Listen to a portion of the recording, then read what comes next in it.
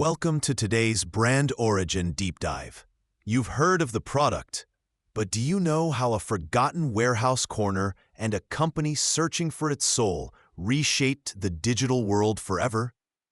If you find value in this kind of storytelling, consider liking the video and subscribing. It helps more than you know. Let us know where you're watching from in the comments below. Let's dive in and discover how it all began. You step through the threshold of a disused storage bay, air thick with the smell of ozone and forgotten plastic. Dust motes dance in the single shaft of light from a high window, illuminating shelves stacked with anonymous boxes. You trace the faded lettering on one crate, Project P68, Q4 2000, Hold. This is where the story begins.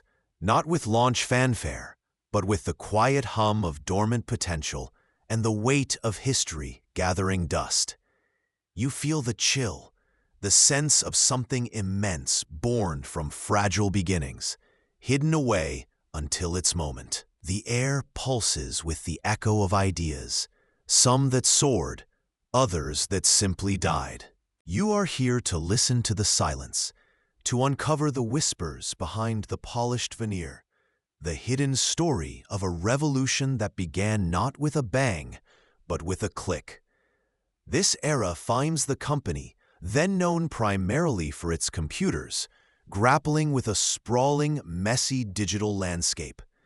Music, once neatly contained on physical discs, has exploded into a chaotic free-for-all of illegal downloads and clunky players. This is the core brand challenge. How to bring order to digital anarchy.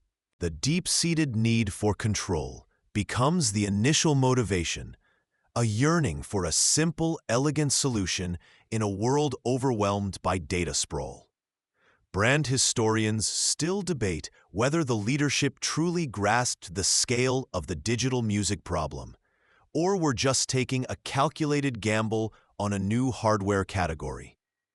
Hidden away, the unseen forces, engineers, designers, strategists begin to coalesce, sensing an opportunity in the mess, feeling the symbolic weight of searching for control in a digital wildfire. Building on what came before, this drive for control starts to take tangible form. The problem isn't just piracy, it's usability. Early digital music players are often chunky, have terrible battery life, and software that makes managing your music library feel like filing your taxes using a rotary phone. You see the frustration reflected in user forums and competitor products that miss the mark entirely. The major historical milestone emerges from this frustration. The internal decision is made not just to build a music player, but to build the best music player, integrated seamlessly with software. This isn't a side project anymore. It's a potential new pillar for the company.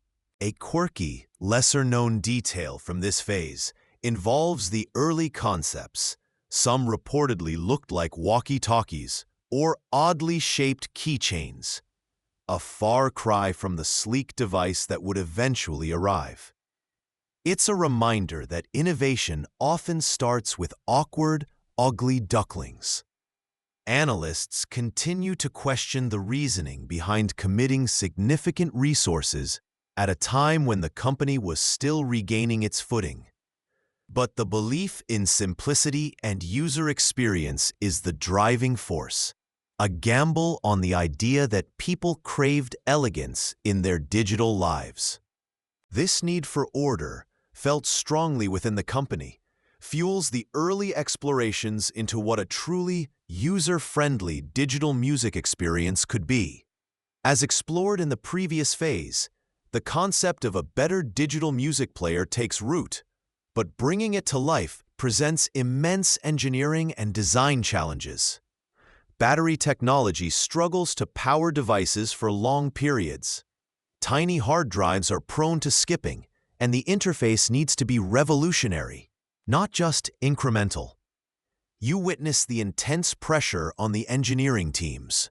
A major historical milestone during this period is the development and selection of key technologies that would define the product. The integration of a miniature hard drive offering unprecedented storage for its size.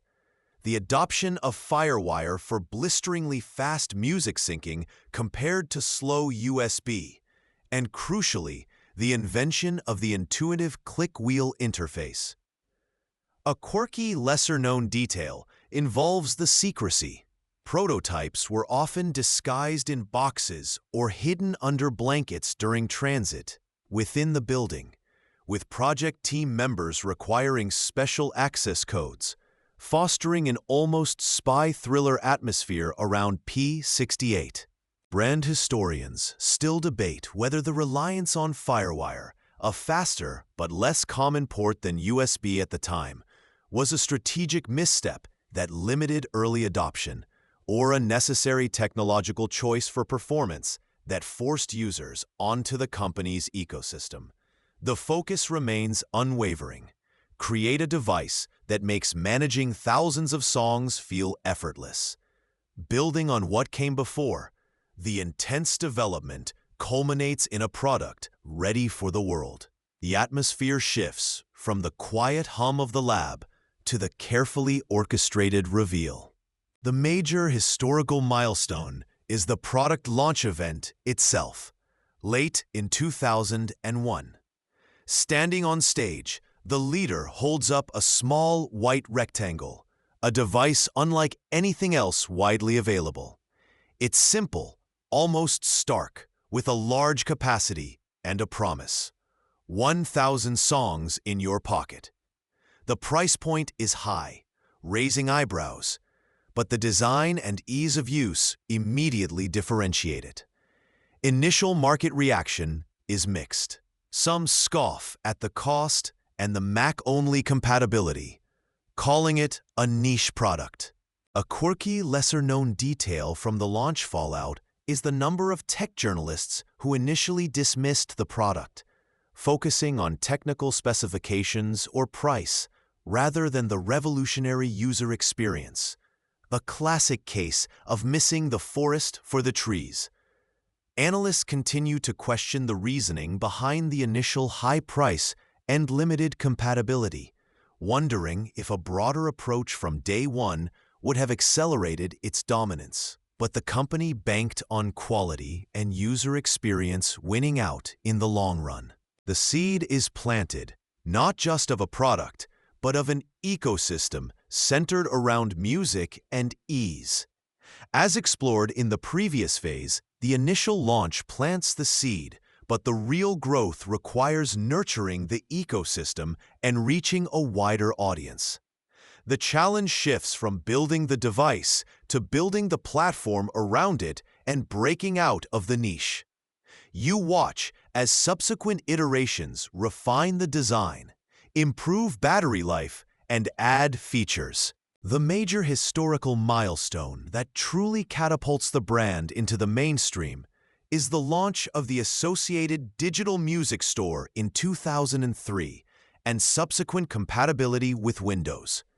This one-two punch solves the chicken and egg problem, a simple way to legally acquire digital music and access for the vast majority of computer users. This expansion unleashes a torrent of growth. A quirky, lesser-known detail is the intense negotiation process with record labels for the music store. The company reportedly agreed to sell songs for a fixed price of 99 cents per track, when labels initially wanted variable pricing. A crucial factor in the store's simplicity and widespread adoption. Brand historians still debate whether the music store was initially designed as a profitable venture or a loss leader intended primarily to drive hardware sales. But its cultural impact is undeniable, fundamentally changing how people buy and consume music. The vision expands from a device to a comprehensive digital lifestyle centered on media. Building on what came before, the brand reaches its cultural zenith, becoming synonymous with digital music itself. The silhouette ads dominate airwaves. The white earbuds become a ubiquitous fashion statement, a signal you see everywhere on buses, in parks, down the street. The product isn't just a gadget, it's an icon of personal media liberation. The major historical milestone is the product's sheer cultural ubiquity in the mid-2000s, evolving through various forms: mini, nano, shuffle, touch, each iteration capturing a segment of the market. It's a moment where technology seamlessly integrates into lifestyle. A quirky, lesser-known detail is the origin of the famous silhouette ads. The concept was initially met with skepticism internally, but the marketing team pushed it through, recognizing its potential to transcend features and become a symbol of pure joy and freedom. Analysts continue to question if Apple could have extended the standalone product's dominance longer, or if its absorption into the smartphone was always the inevitable conclusion. But the brand had successfully navigated the transition from a niche computer company to a global consumer electronics powerhouse on the back of this single revolutionary device. It paved the way for the future. Now, we slow down the rhythm, letting the echoes of that journey settle. What began as a dusty box in a quiet warehouse, a response to digital chaos, grew into a global phenomenon. The journey of Project P68 teaches us key takeaways: the power of simplicity in design, the necessity of a seamless ecosystem, and the courage to gamble on user experience when others focus solely on specs. The long-term brand legacy of this product isn't just measured in units sold, but in how it redefined our relationship with digital media, making our music libraries truly portable for the first time. It wasn't just a device, it was a catalyst, accelerating the digital transition for an entire generation. Its cultural symbolism is profound. The white earbuds became a marker of identity, a signifier of belonging to a community of music lovers empowered by technology. The lessons learned from its stumbles and triumphs inform countless products that followed, underscoring the value of integration and intuitive interaction. And maybe, just maybe, the soul of a brand is never in its product, but in the people, stories, and stumbles that shape it. Building on the initial spark we discussed, Section 2 plunges us into the clandestine heart of development. You walk the hushed corridors of secret design labs. Not sleek, finished spaces yet, but workshops thick with the scent of solder and late-night coffee. Here, the focus shifts from concept to tangible reality. Feel the texture of early, rejected prototypes, the surprising coolness of unpolished aluminum against your fingertips, the unexpected weight in your hand, heavy, unbalanced, or the subtle, infuriating resistance of a not-quite-right button that clicks dead instead of responding cleanly. This phase introduces a defining brand element: the relentless, often obsessive design iteration under crushing pressure. Imagine the team battling a specific engineering hurdle. Perhaps the screen technology kept flickering uncontrollably on prototype Project Chimera, an internal nickname for a particularly unstable early version. Overcoming this defect became a major historical milestone, a technical Everest they had to scale. Inside these isolated labs, the small team felt the intense focus bordering on paranoia, fueled by impossible deadlines and the stark terror of failure. It was like trying to invent the wheel and the car simultaneously, with someone constantly checking their watch. This pressure cooker inevitably brewed internal conflicts. Analysts continue to question the reasoning behind some of the radical design choices made under such duress, wondering if the friction sharpened or nearly shattered the project. Building on that foundational decision to focus on a single powerful experience, you arrive at the heart of the design challenge, navigating a vast library of music on a small device. Early interfaces were a mess of buttons, confusing menus, like trying to find a specific book by opening every single page. The team wrestled with countless prototypes, each one rejected for being too complex, too slow, or simply not feeling right. This wasn't just about technical problem-solving anymore. It was about defining user experience, making technology intuitive and personal. Then came the click wheel. It wasn't just a physical control. It was a symphony of touch and sound. You listen closely to the almost silent, yet incredibly satisfying click. With each selection, a sound meticulously engineered, giving users reassuring feedback that felt tangible in a digital world. This tactile and auditory experience, the act of scrolling through endless song lists with a flick of the thumb, became the symbolic thread of control and access. A direct pipeline to your personal soundtrack. It was a daring decision to focus solely on music, eschewing the multifunctionality of competitors, aiming for mastery in one domain. Analysts still debate the reasoning behind this singular focus. Was it strategic brilliance or simply leveraging existing strengths? But this choice, rooted in simplifying the user's interaction, foreshadowed a cultural impact that would redefine how people connected with their music, for better and for worse. Building on the relentless push for perfection in design, you arrive at the moment of truth, unveiling this radical new device to the world. The brand takes its first bold step with a name that feels both futuristic and simple: iPod. This wasn't just a gadget. It needed a message that captured its essence in a flash.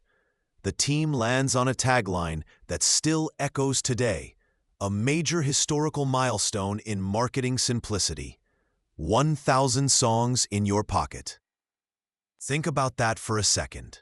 Before this, carrying even a fraction of your music library meant stacks of CDs or tapes, maybe a bulky portable player. This was like magic. The initial advertising was surprisingly understated, almost hesitant, reflecting the uncertainty within. You see early ads featuring silhouettes dancing against vibrant backgrounds, putting the experience of music first, not just the tech specs. Yet behind the scenes, tension mounted. Analysts continue to question the reasoning behind the seemingly high price point for this fancy MP3 player. A quirky, lesser-known detail. Internal memos reportedly expressed significant skepticism about whether anyone would pay that much for a music player, reflecting the intense internal pressure that now faced external doubt. The emotional shift is palpable, from the pressure of creation to the anxiety of public judgment. As you watch the first units ship, you feel the tension in the air, waiting for the world's reaction.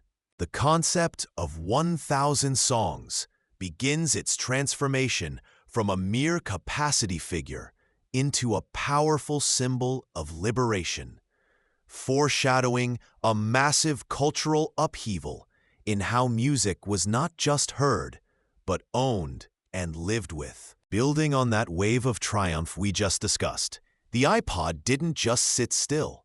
It exploded, fragmenting into a family, the tiny, clip-on shuffle, the impossibly thin nano, and the capacious classic, promising your entire library. This rapid, diverse iteration was a major milestone, ensuring an iPod for almost everyone. Remember the beloved iPod mini?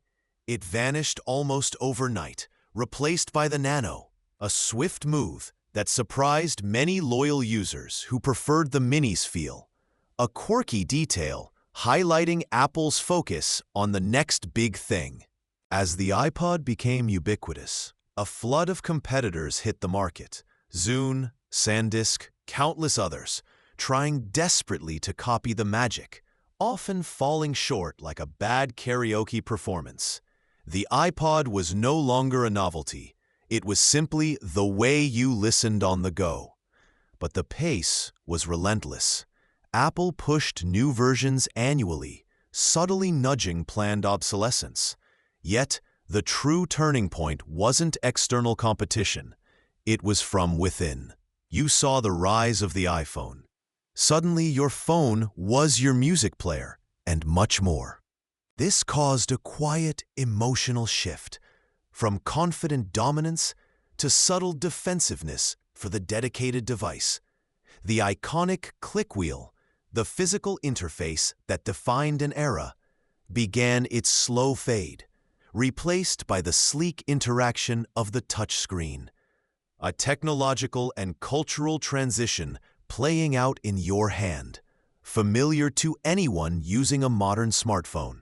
Brand historians still debate whether Apple intentionally accelerated the iPod's decline by integrating features into the iPhone, effectively cannibalizing success. But one thing was clear: the era of the dedicated music player as a primary device was quietly, inevitably drawing to a close. Begins Section 6. Building on the journey that reshaped digital audio, you stand again in the quiet storage bay. The dust motes now seem heavier, the silence deeper. The crates containing the first iterations feel less like containers of product and more like tombs for a moment in time. The iPod wasn't just a device. It was a promise, a feeling, a disruption that reshaped industries and redefined our relationship with sound. It put the entirety of recorded music, once a sprawling, inaccessible ocean, into a personal, manageable stream in our palms. But what was lost in that gain?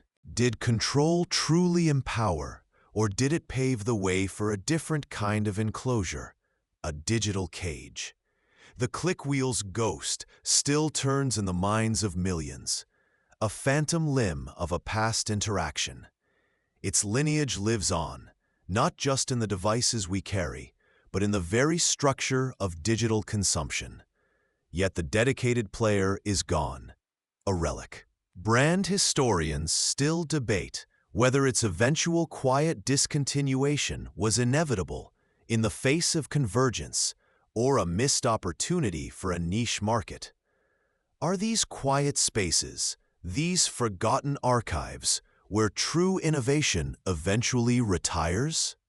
Or are they simply holding rooms, waiting for the next cycle of death and rebirth? The story doesn't end. It simply fades, leaving you to ponder the silence and what new sounds are being secretly forged in the quiet labs, waiting for their turn to roar, then whisper into history. End Section 6. Begin wind down. And so, the chapter closes on a device that felt for a time like the future itself. The iPod's legacy isn't just measured in units sold or market share. It's in the subtle, pervasive ways it altered our daily lives. It taught us the power of having everything instantly accessible. It cemented the idea of a personalized digital world carried in our pockets. Its cultural symbolism endures. A simple white rectangle, a pair of white earbuds, instantly recognizable as a revolution. It's a reminder that technology isn't just about features. It's about the feeling it evokes. the connection it facilitates, and the era it comes to define. We learned that even the most iconic products eventually yield to progress, becoming cherished memories rather than essential tools. Perhaps the greatest lesson is that innovation is a constant tide, bringing new shores into view while slowly reclaiming the old.